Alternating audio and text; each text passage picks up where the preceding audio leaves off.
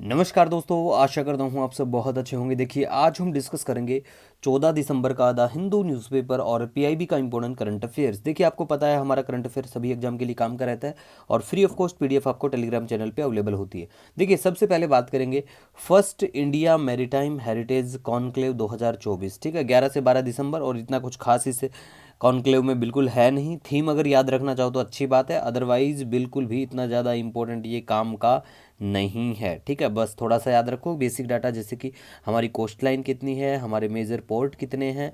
ठीक है, बस ज़्यादा चीज़ें ध्यान ही नहीं रखनी है। ठीक है, पोर्ट्स के नाम भी याद रखो ना, तो हमारे जो मेजर पोर्ट है ना उनके नाम याद रख लो। वैसे देखो, मैं पीडीएफ भी शेयर कर दूंगा हमारे मेजर पोर्ट कौन कौन से हैं, 13 के 13 पोर्ट। ठीक है, तो नाम याद रखने की कोशिश करना उनको।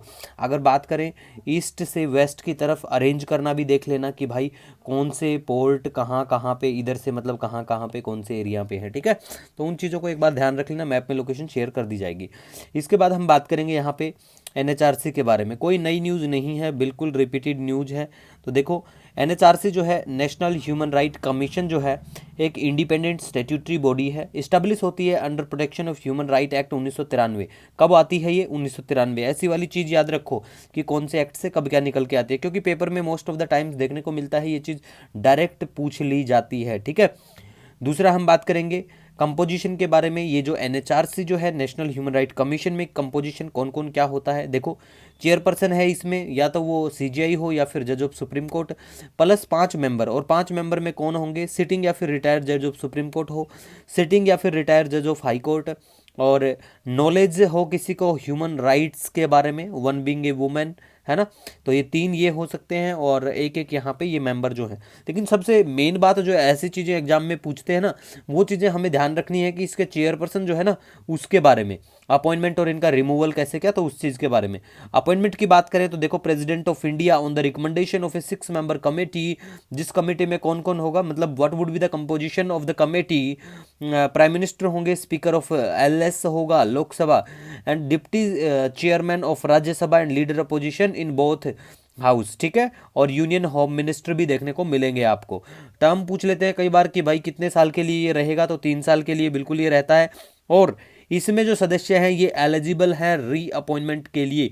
वेरी वेरी इंपॉर्टेंट है ये वाली बात। कई बार डायरेक्ट पेपर में देख लेते हैं कि भाई इनका मतलब जो मेंबर हैं, सदस्य हैं, वो री अपॉइंट किए जा सकते हैं या नहीं। ठीक है, तो बिल्कुल एलिजिबल है री अपॉइंटमेंट के लिए। रिमूवल के बारे में बात करें तो बिल्कुल प्रेसिडेंट जो है वो बिल्कुल कर सकता है रिमूव, लेकिन प्रूव करना पड़ेगा कि ये मिस बिहेवियर एंड इनकैपेसिटी। ठीक है, उसके बाद में गाइज हम बात करेंगे third India UK financial market dialogue. Gujarat के यहाँ पे होता है, जगह का नाम याद रखो, बाकी कुछ भी इंपॉर्टेंट इसमें नहीं है। इसके बाद में हम बात करेंगे dark eagle anti missile system के बारे में।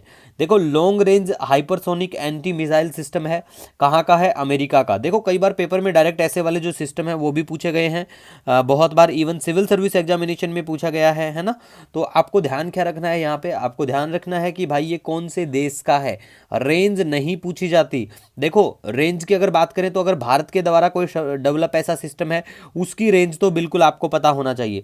लेकिन अगर कोई भी विदेशी ऐसा मिसाइल डिफेंस सिस्टम है तो उसकी रेंज इतनी इंपॉर्टेंट नहीं होती है। हाँ, बशर्ते अगर मान लिया ये जो सिस्टम है ये भारत खरीद लेता है अमेरिका से, तो हमारे लिए फिर ये काम की चीज़ हो जाएगी, इसकी रेंज भी जानना। ठीक है, अदरवाइज देखो, देश बहुत सारे हैं और उनके अपने अपने सिस्टम है। लेकिन सिर्फ याद रखना है, अगर कोई कंट्रोवर्शियल इशू बनता है, कोई सिस्टम ऐसा न्यूज़ में आता है, तो ही बात करते हैं, और वो पता होना चाहिए। ठीक है, इसके बाद में हम बात करेंगे मैग्नीज कंटामिनेशन के बारे में।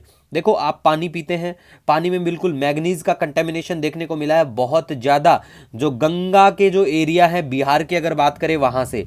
और एक स्टडी में पता लगाया गया है कि जो मैग्नीज कंटेमिनेशन है पानी के अंदर में, उससे भी कैंसर होता है। ऐसी कोई चीज़ बची नहीं होगी जिस पे अगर शोधकर्ता बैठने के लिए शोध करेंगे तो ये कह देंगे भैया हर चीज़ से ही कैंसर होता है, तो क्या खाना पीना छोड़ देंगे। लेकिन देखो, अपनी सेहत का फिर भी आपको ख्याल रखना है।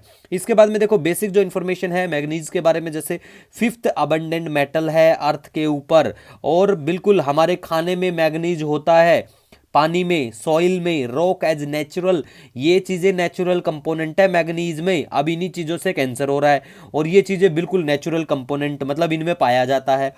तो अब भैया ऊपर वाला ही जाने क्या कुछ रिसर्च होनी है बॉडी के ऊपर, ठीक है। उसके बाद में देखो इंडिया जो है सेकंड लार्जेस्ट मैग्नीज और रिजर्व इन द वर्ल्ड, बहुत अच्छी बात है।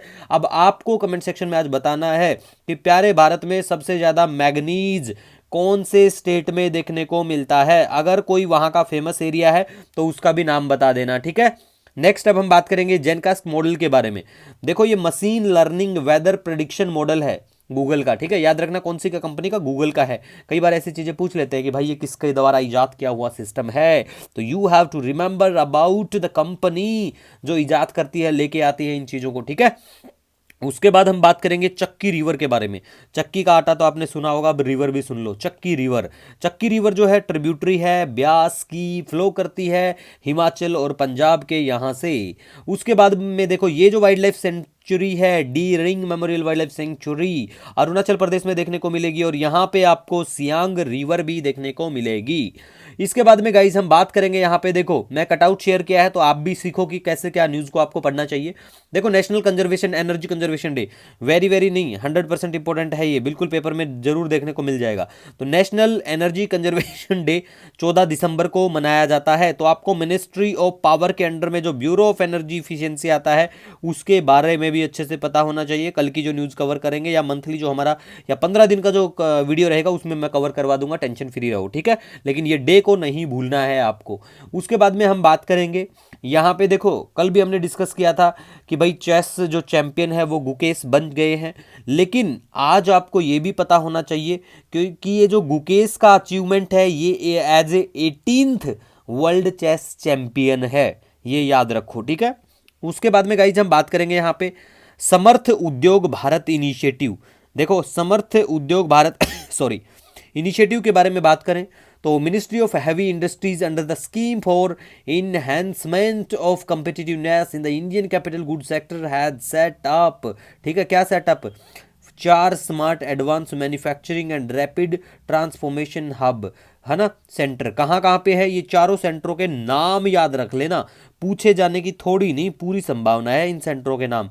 ये भी पूछा जा सकता है आपके किसी एग्जाम में कि सरकार ने रिसेंटली क्या कुछ किया है। भारत सरकार ने 4 smart advance manufacturing rapid transformation hub Samarth जो है कहाँ कहाँ पे मतलब लेके आए हैं, स्टैब्लिश किए हैं। तो ये चारों जगह आपको बिल्कुल पता होना चाहिए। उसके बाद में गाइज हम बात करेंगे फ्लोटिंग जेटीज के बारे में। देखो अगर आपको यहाँ वीडियो लेक्चर में अगर क्लियरिटी नहीं है तो सेटिंग में ऊपर जाके राइट साइड में अपनी यहाँ पे बढ़ा लो पिक्सल भैया और क्वालिटी चेंज कर लो, ठीक है। क्वालिटी अराउंड 400 से ऊपर जाएगी तो साफ आएगा। अब देखो जेटीज जो है ये वेरी यूजफुल है for the coastal communities as fish landing platform. पूछा जा सकता है कि व्हाट इज जेटीज, ऑप्शन में मिलेगा आपको कि एज फिश लैंडिंग प्लेटफॉर्म भी देखने को मिल सकता है। तो you have to remember about what is jetty, ठीक है। उसके बाद में गाइज हम बात करेंगे यहाँ पे मैक्रोन के बारे में बात करेंगे। देखिए मैक्रोन ने क्या किया है, मैक्रोन ने चूज किया है फ्रेंकोइज बैरो को एज फ्रांस का पीएम। तो फ्रांस के नए पीएम कौन बने हैं, नाम याद रखो इनका, ठीक है। दूसरा हम बात करेंगे यहाँ पे 30 लोग जो हैं वो बह जाते हैं हर 1 घंटे। 2021 की रिपोर्ट है, आपने काफ़ी सुना होगा नहाने गया था घर लौटा ही नहीं क्योंकि वो पानी में ही बह गया, पानी के साथ ही लौट गया, ठीक है। तो इसका मतलब क्या है कि भैया वो बह चुका है और वो बिल्कुल जा चुका है। तो ऐसी चीज़ों से आपको बचना चाहिए। लेकिन स्टडी के बारे में बात करें, ये स्टडी लेके आई जाती है वर्ल्ड हेल्थ ऑर्गेनाइजेशन के द्वारा, WHO के द्वारा, और इस स्टडी में पाया गया है कि 30 लोग बह जाते हैं हर 1 घंटे। अपना ख्याल रखिए, ठीक है। इसके बाद में बात करेंगे हम फिच रेटिंग। फिच रेटिंग जो एजेंसी है वो इंडिया की जीडीपी ग्रोथ जो है इसको ट्रिम करती है, काटती है, कम करती है। कितनी कर दी है याद रखना, ये रट लेना भैया, याद रखना ऐसी चीज़ों को। अगर स्पेशली आप बैंक के किसी भी एग्जाम पेपर की तैयारी करते हो, चाहे बैंक पीओ का पेपर हो, बैंक के कोई ऑफिसर का पेपर हो, तो ये चीज़ें आपके लिए रामबाण इलाज है क्योंकि पेपर में आएगा, ठीक है। तो याद रखा करो ऐसी चीज़ों को। उसके बाद में Iran agree to more monitoring at Fordow enrichment plant, ठीक है। तो ये फोर्डो इनरिचमेंट प्लांट क्या है, तो ये कहाँ पे है, ये बिल्कुल ईरान में है। और ईरान को मैं बहुत बार लोकेशन आपको दिखा चुका हूँ। आज आपको कमेंट करके बताना है कि ईरान को कौन कौन से देशों की बाउंड्री टच करती है। खुद से एक बार मैप देख लीजिए, अदरवाइज हम लोग डेली मैप दिखाते हैं, कल मैप का जो सेक्शन होगा उसमें मैप को ऐड कर दिया जाएगा। तो ये जो एजेंसी है इसके बारे में पता होना चाहिए। अदरवाइज 15 दिन का वीडियो कल इवनिंग तक लेके आएंगे तो उसमें बिल्कुल इन चीज़ों को हम कवर करवा देंगे, इसको भी कवर करवा देंगे और जो ब्यूरो ऑफ एनर्जी इफिशियंसी थोड़ी देर पहले डिस्कस किया था उसको भी कवर करवा देंगे। टेंशन फ्री रहो, अच्छे से पढ़ाई करो, रिविजन करते रहो, कोई कोई कमेंट, अगर आपका कोई भी सुझाव सजेशन होता है तो कमेंट सेक्शन में जरूर बताया करो। मिलेंगे नए दिन के साथ। Wish you all the best. जय हिंद।